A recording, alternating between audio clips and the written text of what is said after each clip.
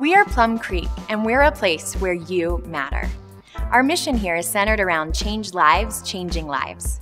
We believe this happens through 3 relationships: intimacy with God, intentionality with family, and influence with others.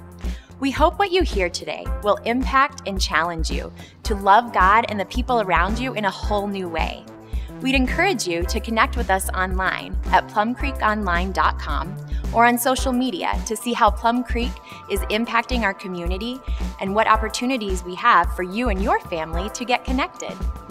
If you'd like to support the ministry we're doing here in Castle Rock, the 2 easiest ways are through the Give tab on our website or via your mobile device by texting your dollar amount to the number on the screen. Thanks again for joining us today. We hope you'll enjoy this message.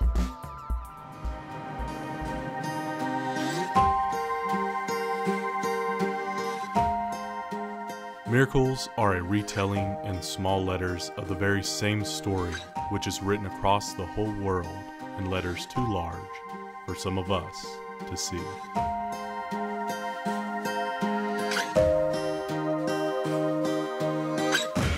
Good morning, everyone. How are you?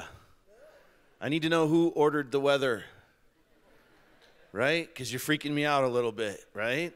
We're all kind of just like hesitating because there's like 4 feet of snow somewhere on its way to Castle Rock, right? It's just too nice. If you have your Bibles or your smartphones, please turn to John chapter 2. John chapter 2, we're going to start a new series today called Wonder.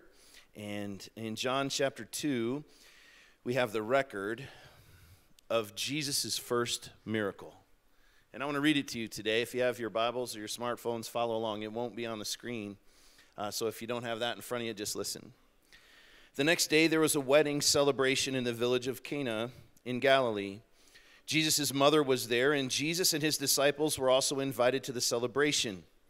Verse 3, the wine supply ran out during the festivities. So Jesus' mother told him, they have no more wine. Dear woman, that's not our problem, Jesus replied. I pause for a second to tell you, if you know the use of the Greek words involved here, that was actually a term of endearment.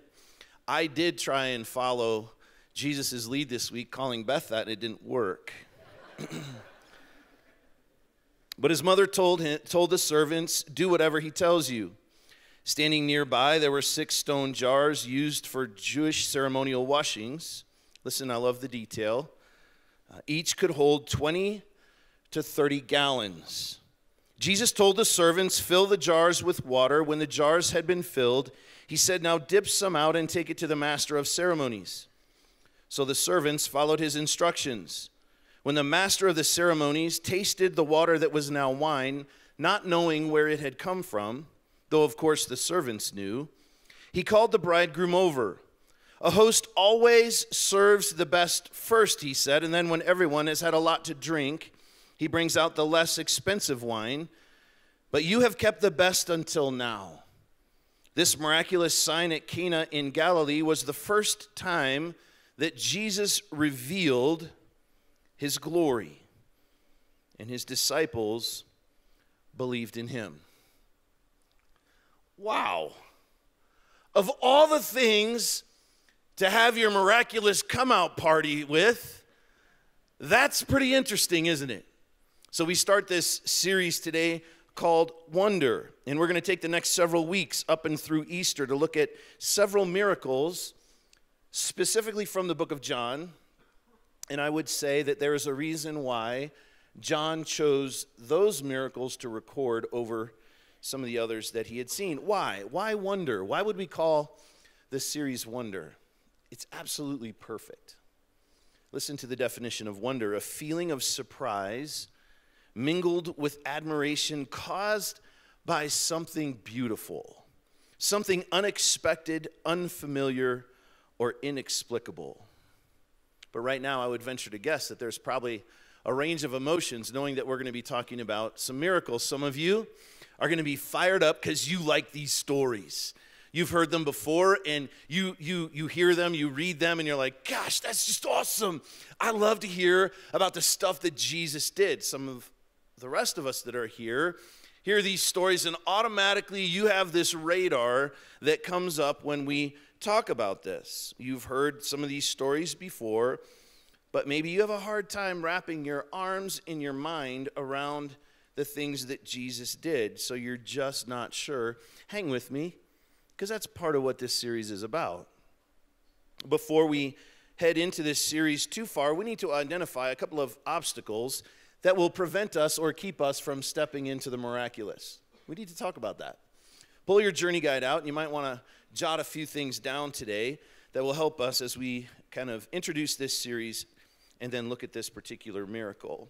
The first obstacle to the miraculous is skepticism. Skepticism, a little bit about what we just talked about. Because a miracle, by definition, is a violation of natural law, right?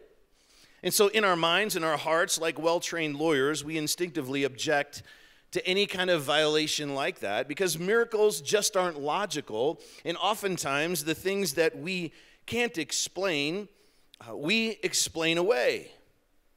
As a result, you may not even believe that any of this is possible. But let me just tell you today, there's a big difference between skepticism and discernment. You see, discernment is filtering what is false from what is true. And if you're good at that, I would strongly encourage you to use the Word of God and the Holy Spirit in your life to be able to discern what is true and what isn't. But skepticism, on the other hand, is a predisposition towards disbelief, perhaps a prejudice that's even kind of reared its ugly head in your life because of past experience. So the first obstacle to the miraculous is skepticism. The second one is disappointment, residual disappointment. Maybe you've prayed for a miracle, but you felt like God didn't hear a word that you said. Let me just share with you today that I think each and every one of us could identify with that feeling at some time in our life. I can't explain why some prayers are answered when we ask and why some miracles happen and some miracles don't. I was praying through my notes this morning, just reminded of some of the circumstances that we've even been part of here at our church, with some of the stories that are part of your lives and the things that you and I both have gone through, and prayers that we've prayed together for miracles to happen. And boy, wouldn't it be nice to know the formula for how do we make that work? Because it just doesn't always happen, does it? And sometimes that disappointment can bring us to a place where we even want to throw in the towel altogether, kind of an unhealthy knee-jerk reaction, and we pull back on the reins of faith because we don't want to feel the sting of disappointment again. I need to tell you today that that's not a new problem. That's a problem that's been around for a very long time. That's even a problem that was part of Jesus' interaction with the people that he was dealing with in the Gospels. As a matter of fact, in Mark chapter 9, a daddy brings his demon-possessed son to Jesus, and the interaction that he has with Jesus is kind of reflective of a lot of our experience, and I want to read it quickly with you. In Mark chapter 9, verse 22, this daddy brings his son to Jesus, and he says this, "Have mercy on us and help us." Look at the next words. "If you can." Now watch Jesus. He's fired up now. He said, "What do you mean, if I can?" Jesus asked. "Anything is possible if a person believes." Now watch I love the raw authenticity of this daddy here. The father instantly cries out, "I do believe, but help me overcome my unbelief." Have you ever been there? Oh, I've been there. We're like, I believe, but help me. Help me, because I want to pray this thing through, and I want to know that I can count on you, but there's just this hesitancy because it doesn't always work out the way that we want it to work out. And that's all of us. We experience this tug of war between belief and unbelief, and that's why this series is so important. I'm praying that this series will draw you to Jesus. And that's precisely why John wrote in the end of his gospel related to these miracles In John chapter 20, verse 30, the disciples saw Jesus, look at this, do many other miraculous signs in addition to the ones recorded in this book, which is why I think he was very strategic about the ones that he included, and another reason why this series is important. Look at verse 31. But these are written, the ones that we're going to look at, so that you may continue to believe that Jesus is the Messiah, the Son of God, and that by believing in him, you will have life by the power of his name. That's why these miracles are here. You see, I would contend today, you take away the miracles and the supernatural, and all we have is a good teacher. You see, we've got to have his power at play as well. Not just in the stories we read, but more importantly, in the lives that we live, in the relationship that we have with him. We need the supernatural. And thank God he's a supernatural God. Now, one word of caution at the outset. Now, this might seem counterintuitive, but we're doing a series on miracles. Listen to me, it's not really about the miracles. That's weird, isn't it? Because a series about the miracles can't just be about the miracles. Really what it needs to be about is the only one that can do the miracles. And so as we have been preparing this series and I've been praying over it, I'm praying that we will be people that don't seek miracles, but instead we seek Jesus. And by the way, do you know what happens when we seek Jesus? You're going to find yourself smack dab in the middle of some miracles. That's the way he works. Could you do me a favor? Raise your hand if you've ever experienced a miracle. Raise your hand. Some of you are like, okay. Obstacles to the miraculous, skepticism, disappointment. Number 3, lack of faith. And here's a very interesting one to me, and here's my hunch. You may not know this, but I believe wholeheartedly that you take for granted and already believe in God for the big miracles. It's just really tough to trust him in the little ones. Let me explain. When was the last time you thanked God for keeping us in orbit? Did you do that this morning when you woke up? Like, whoo! Lord, I was really worried about that one. Wasn't sure we were going to make the full rotation, but whoo! Pulled it off again. Thanks, big guy. Right? You did not do that. I'm guessing you've never prayed that. Right now, it feels like you're sitting still, but we know that's just an illusion. The reality is that planet Earth is spinning on its axis at a speed of 1,040 miles per hour. Fasten your seatbelt, friends. To me, that's a miracle. And we take that for granted. At the same stinking time, we are also speeding through space at an average velocity of 67,108 miles per hour. That's 87 times faster than the speed of sound. Wow! We should be thanking God for the miraculous that we take for granted all the time. See, it's not the big stuff that we worry about. Truthfully, it's the little stuff. So even on your worst day, when you feel like you haven't done much, you need to remind yourself and anyone else that asks, it was a very productive day.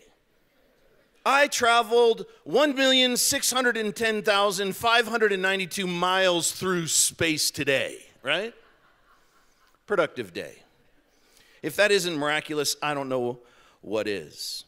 And here's the thing, that's what this series is also about. Miracles are around us all the time, and it seems like that's where we should start. And you know people, and I know people that would say that they've never experienced a miracle. Well, let's just shift gears here for a second. Let's think about the unbelievable creation even that we have in our bodies. There are trillions of chemical reactions taking place in your body every second of every minute of every hour of every day. You're inhaling oxygen. We just sang about it, didn't we? It's your air that we breathe. You're managing equilibrium. You're manufacturing hormones. You're fighting antigens. You're filtering stimuli, mending tissue, purifying toxins, digesting food, and circulating blood, just to mention a few. Let's just hone in on the circulating blood one for just a second. Your heart is a pretty amazing thing. Today your heart will beat about 100,000 times.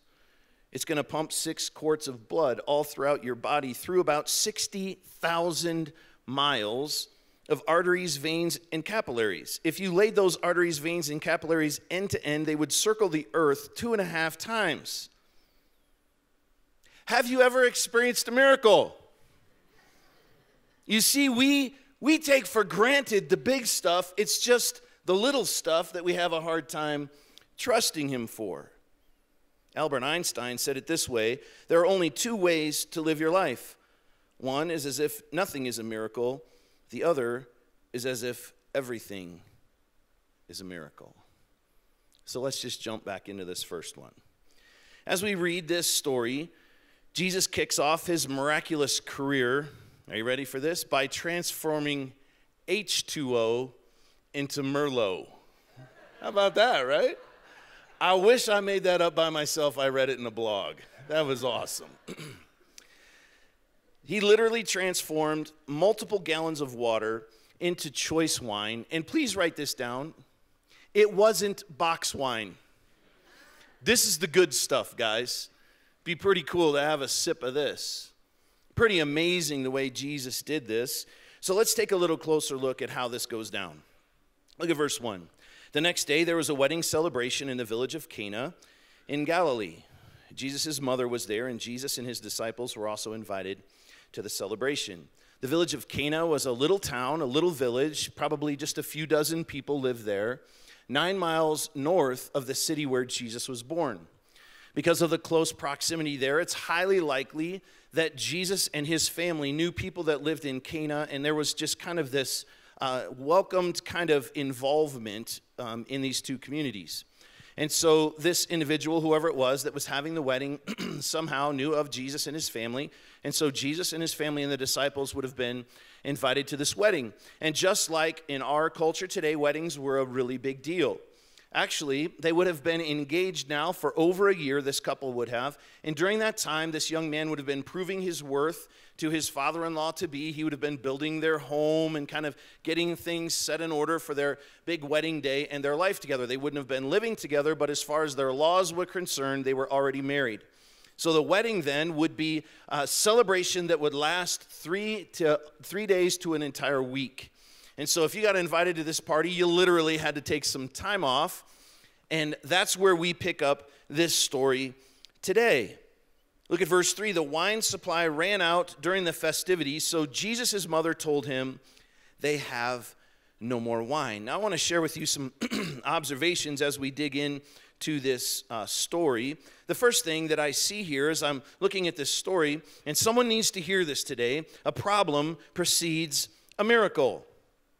You need gravity, therefore we spin. You need oxygen, therefore the miracle of the heartbeat. A problem precedes a miracle. If they don't run out of wine, there's no need for a miracle. See, we all love miracles, and today I want you to just take a deep breath and have a just new, fresh perspective today about the situations and the circumstances that we're faced with. You see, we all love to see, experience, and hear about miracles. We just don't want the problems that precede them. I would even venture to say today that the bigger the problem, the greater the potential for a miracle. And some of you, listen, I know some of your stories that are here today, and you are facing some very difficult situations and circumstances. Of course, I don't know everyone's story, but I know many. And I need you today, as you're facing your challenge, to know that this can be the precursor to a miracle, and we need to have faith to trust and believe in him that way. A problem precedes a miracle. Another observation is that we need to take our problems to Jesus. You see, that's what Mary did. Look at verse 3. The wine supply ran out during the festivities, so Jesus' mother told him, they have no more wine. Now, I don't know why Mary went to Jesus. I have some guesses. Perhaps it was the angels that told her about the virgin birth, right? Maybe it was the virgin birth that let her know, this dude's legit.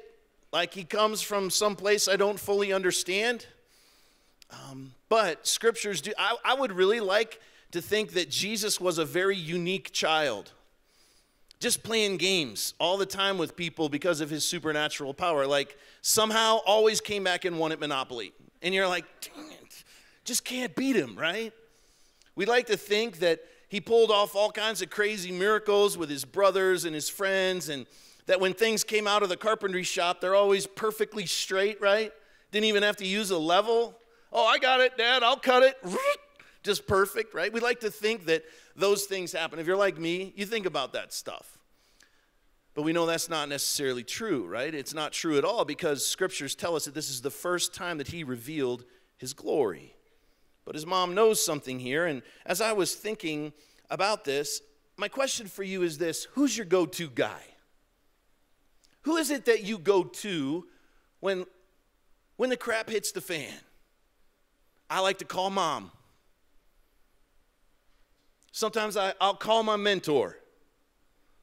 I'll get on the phone and call Beth in a hurry. And I've got to admit to you something today, that more often than not, I'll turn to those people before I turn to my God. Who's our go-to guy? We got to be paying attention like Mary did and realize where we need to turn. And so my challenge, part of my challenge for you this week is this: be on the alert, will you? When you have needs in your life, take it to Jesus first. When you're aware of or become aware of someone else's circumstances or situations, will you take them to Jesus first? If we really believe he is who he said he is, then he needs to be our go-to guy. Again, I'd like to tell you that I've got that so figured out that that's what happens every single time, but that is absolutely not the truth. And I had the benefit this week of working on this sermon, so I was a little better this week than I have been in some. And earlier in this week, Al came in my office, and he was looking for Pastor Stephen, and he said, hey, I need to cut out early. Can you please let Stephen know? I'll be back to get my stuff done, but I need to take my wife to the doctor. And I was like, doctor? Who's the go-to guy? And so after he shared with me, I was like, and I wish I did this every time, but I'm working on this sermon, so it's fresh in my mind. I was like, hey, Al, hey, before you head out, can I pray with you? Let's take it to Jesus. And he was like, yes, great idea. I believe that this week, whether it's in your own life or someone else's life, and likely both, something is going to happen, and you're going to be reminded of what we talked about today. Will you be brave? Will you be bold? Don't trick yourself on this one and say, you know, when I get back to my cube, I'm going to pray about that. Why don't you just say to the person that you're aware of the need in their life, hey, you know what? I'm not really sure where you're at in your faith journey, but I've got a go-to guy. I believe that my God is a powerful God. Would it be okay if I prayed for you right now about that and just watch their face? And let that be where you and I go first as well. A problem precedes a miracle. We need to take our problems to Jesus, our go-to guy. And then number 3, Jesus turns nothing into something. Jesus turns nothing into something. Look at verse 6. This is where things begin to get very interesting to me. Standing nearby were 6 stone water jars used for Jewish ceremonial washings. I love the detail again. Each could hold 20 to 30 gallons. Jesus told the servants, fill the jars with water. When the jars had been filled, he said, now dip some out and take it to the master of the ceremonies. So the servants followed his instructions. And we read before what happens. They take this water that has been turned into wine to the master of ceremonies, and he is blown away by the quality of this Merlot. I love this story. So I've been doing some reading this week on some of the details surrounding wine. Jesus literally changes the molecular structure of water, transforming it into the equivalent of somewhere around 757 bottles of wine. Hey, can I ask you, what have you run out of this week? In this season of your life, what do you feel like you've run out of? Maybe you've run out of endurance. Maybe it's hope. Maybe it's strength. Maybe it's patience. Maybe it's money or love, some resource. Hey, he turned nothing into something. And remember this, it was a legit something. He wants to do the same for you and me. Don't look for the exit before you look for an opportunity. God is setting you up. 757 bottles of fine wine, that's a vineyard. It takes 2.4 pounds of grapes on average to make one bottle of wine. 757, do the math. That's almost a ton of grapes. Hundreds of chemical compounds in wine. It's almost like Jesus was saying, watch this. I have mastery at a molecular level. I'm going to take the most simple little thing and turn it into something awesome. I created it. I control it. I've got this. If we could somehow this week just get a real, true picture of God's creative authority, I believe our faith would soar. Because, sometimes God shows up, and sometimes God shows off. And we like both. We need to have our faith soar. In 3 seconds, he did what should have taken 3 years. You see, we should be excited to pray and ask, leaving things in his hand, because it's his call, it's his creation. He started with the most simple thing, water, and he turned it into something incredible. Since this was the case, something simple turned into something incredible, what can he do when he starts with something incredible? Like you, a masterpiece. What is it that he could do with us? A final observation that I have in this story is that Jesus doesn't just save the day, he makes the day. Watch what happens here. Before we get there, I like to read between the lines and think about what must have happened, some of the details that maybe we don't know, and I know that's just creative thinking. But I just have to imagine that somehow in my mind's eye, the groom was responsible for the beverage. This is an incredibly important day, isn't it? This is a day that you don't want to screw up. This is a day where you want it to be perfect. And I can just imagine when the master of the ceremonies comes to the head table and says to the bride and the groom, we're running out. Can you imagine the glare of the bride? Not a good situation here, is it? Jesus doesn't just save the day, he makes the day. And I think the way that we need to head into the conclusion of this story today and the miraculous is I think it would be appropriate if we took communion today. How about you? So we practice open communion at Plum Creek. It has nothing to do with a membership. We don't even do that. It's about your personal relationship with Jesus. So if you have that, will you take the elements and you hold them as they are passed around? And hang with me here. Look at verse 9. When the master of the ceremonies tasted the water that was now wine, not knowing where it had come from, though of course the servants knew, he called the bridegroom over. Look at verse 10. A host always serves the best wine first, he said. Then when everyone has had a lot to drink, he brings out the less expensive wine. But you have kept the best until now. Jesus didn't just save the day, he made the day. Who saves the best for last? Jesus. That's what he does. He saves the best for last. I've told you before, I like to see the HD replay of this someday. I'm going to step up the game a little bit because technology has changed. I want 4K now. I want to see the 4K expression of the sheepish smile on the bridegroom's face. This day was supposed to be perfect. They had run out.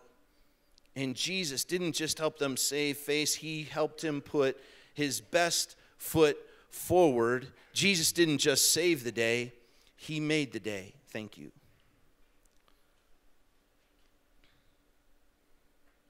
You need to hear me say this today, and again, this is for someone.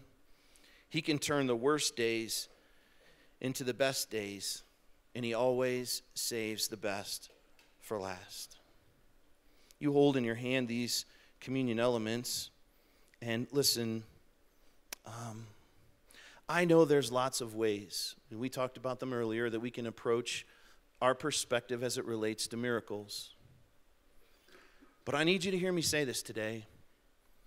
I've seen God do some pretty crazy stuff with my own eyes. That doesn't mean that I get it right every time and that I believe him every single time and go to him every single time. I worry about stuff just like you do, but I've seen him do crazy things. As a matter of fact, so many of the stories of our church are absolutely miraculous ways that God provided, that he stepped in and did stuff that still today. If you ever doubt God, let's go get a cup of coffee, because if you haven't heard the stories, you need to hear them. It will blow your mind. It still blows my mind. On my tough days, I go back in my journal and I read like, holy crap, he did it. I didn't think it was possible. And sometimes those stories just continue to grow over the years, because it doesn't always make sense when you're in the middle of it. But then all of a sudden, God supernaturally moves and lays it on the hearts of Plum Creekers to pay for the water line. Remember? That thing should have cost us $850,000. We paid for materials and they did the rest. And then our dear sweet neighbors tapped into our water line and had to write us a check.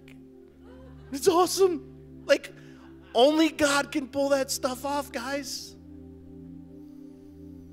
I've been overseas. I've seen God do amazing things. One day I watched teenagers with faith so big, believing that God could do anything, lay hands on a man who had never spoken in his life. And I stood back and watched the faith of these teenagers, and God touched that man and he spoke.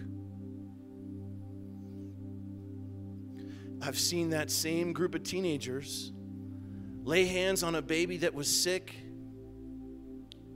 and see no change. It doesn't make sense.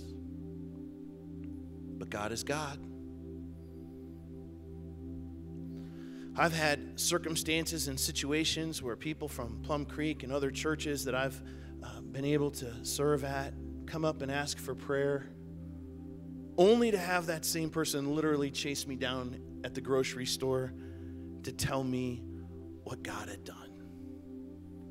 I had a lady come up before who was struggling with a brand new diagnosis of diabetes, so overwhelmed in her heart. And I said, listen, I don't get how this works. It's not magic, it's God. But all I know is He's told us to pray a prayer of faith. So let's join together and believe that God could do this. And we prayed together, and 2 weeks later, after she had gone back to the doctor, he told her her diabetes was gone. I've seen God do amazing things. And our faith needs to soar, believing that He wasn't just a good teacher, but He also has this supernatural power to defy natural order. And it's okay, because He created the nature. He created you, He created me. And listen, there's going to be times where doors open and you didn't think it was possible. There's going to be times where God puts somebody in your life and your paths cross, and you're going to be like, that, no way. Only God. Not a coincidence. Only God. So why are the miracles so important? Look at verse 11 of this story. This miraculous sign at Cana in Galilee was the first time Jesus revealed His glory. Look at this. And His disciples what? Believed. Just like you and I need to believe. The amazing thing is that this first miracle foreshadowed the end of his life, and the greatest miracle. Right before his crucifixion at the Last Supper, Jesus took a cup of wine. Interesting, huh? And he gave thanks to God for it, and he gave it to them and said, "Each of you drink from it, for this is my blood, which confirms the covenant between God and his people. It is poured out as a sacrifice to forgive the sins of many." And then he says, "Mark my words, I will not drink wine again until the day I drink it new with you." The one who turned water into wine turned an ordinary cup of wine into a beautiful picture of bottomless grace. Let me ask you, what is he capable of doing? Where do you need his help? Have you talked to him about it? Just believe. Leave it in his hands. Listen, what do you got to lose anyway? If we can get divine help, we'll take it, won't we?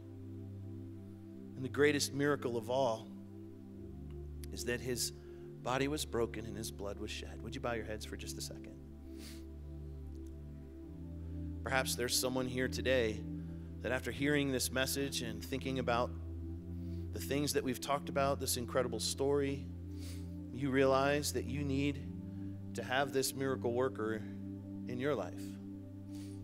And perhaps today you've never made a decision to step across the line of faith and ask him to be your Lord and your Savior. You know, I have to believe that's why you're here today. And if you have made that decision to accept Christ, will you just pray right now for those that are around you? Pray for those that are here today. If you haven't made that decision and you want to, man, I would love to pray with you today. If that's you, everybody's heads bowed and eyes are closed. I'm going to look over here to my left, your right first. If you'd say, "Doug, I want to pray today," will you lead me in that prayer? Will you just shoot your hand up real quick so I can see you? How about over here in the middle? Anyone here in the middle? Yeah, thank you. Thank you. You can put your hand back down. Anyone else in the middle here? How about over here on my right? Okay, put your hand down. Thanks. Just pray with me. Father, I thank you for the miracles that you do. I don't fully understand it. Truthfully, I don't think any of us do. But I know I need you in my life. And I thank you today that I have heard what you have challenged me personally with today. I need a go-to guy. And so today I ask you to forgive me because I've fallen short of your perfect standard. I need your help. I thank you that you died on the cross, that your body was broken and your blood was shed. And today I realize that was for me. And I thank you that you didn't just stay there, but the greatest miracle of all is that you came back up out of that grave and you're at work today. I invite you to come into my life and to be the Lord of my life. I ask you to help me to understand what it means to go to you first and to trust in you. Lord, for the rest of us that are here, lots of needs that are represented. There's miracles that we need your help with. But Lord, sometimes we doubt. So I pray today that through this message and our new perspective, Lord, our faith would soar, that we would believe in you as our incredible God to supernaturally step in. We love you. Will you take the bread?